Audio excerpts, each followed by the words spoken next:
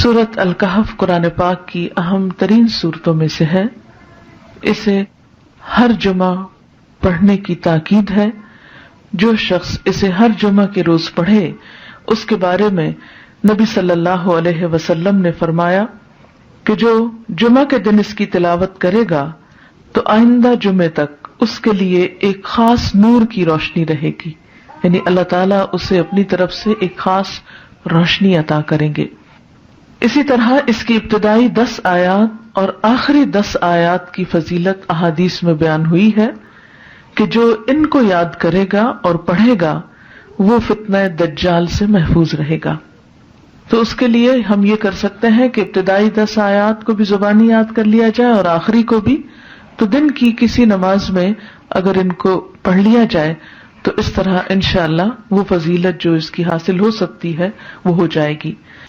حضرت عائشہ رضی اللہ عنہا کی روایت سے حدیث میں آیا ہے، اور یہ حدیث بھی ضعیف جداً ہے، صرف ضعیف نہیں بلکہ ضعیف بھی بہت زیادہ ضعیف ہے، لیکن اس کا آخری حصہ جو ہے وہ صحیح مسلم میں آیا ہے، وہ میں وہاں آپ کو بیان کر دوں گی.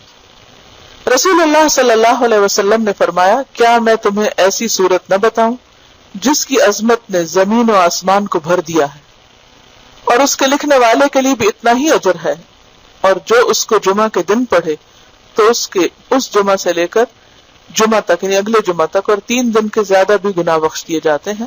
اور جو آدمی سوتے وقت اس کی آخری 5 آیتیں پڑھے تو وہ رات کے جس حصے میں بھی اٹھنا چاہے گا اللہ اسے اٹھائے گا. تو لوگوں نے کہا ہاں اللہ کے رسول صلی اللہ علیہ وسلم ضرور بتائیے. تو آپ نے فرمایا سورۃ کہف.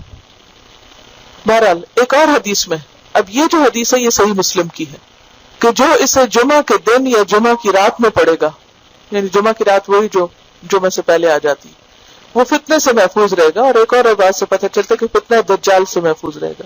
اور اس کی جو پہلی 10 آیتوں سے متعلق حدیث ہے وہ بھی صحیح ہے کہ جو شخص اس کی پہلی 10 آیتیں پڑھے گا، یاد کرے گا، وہ فتنہ دجال سے محفوظ رہے گا. اسی طرح اس کے پڑھنے سے گھر میں سکینت اور برکت نازل ہوتی ہے. ایک مرتبہ ایک صحابی نے سورہ کہف پڑھی.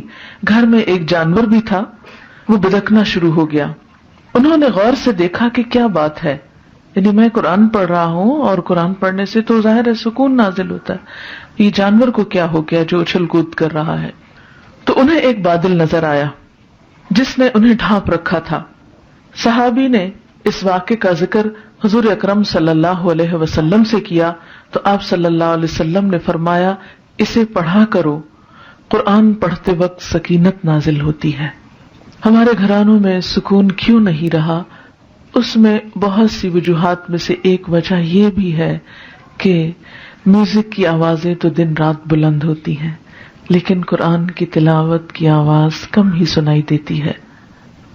اس کے لیے میں یہ سجیسٹ کروں گی کہ ایک تو قرآن پاک کا کچھ نہ کچھ حصہ نماز فجر کے بعد بلند آواز سے تلاوت کیا کریں کہ آپ کے آس پاس کی چیزیں سنیں، آپ کے گھر کے افراد سنیں، در و دیوار سنیں، کیونکہ جہاں جہاں تک قرآن کی آواز جائے گی وہ سب چیزیں آپ کے حق میں گواہ بنے گی.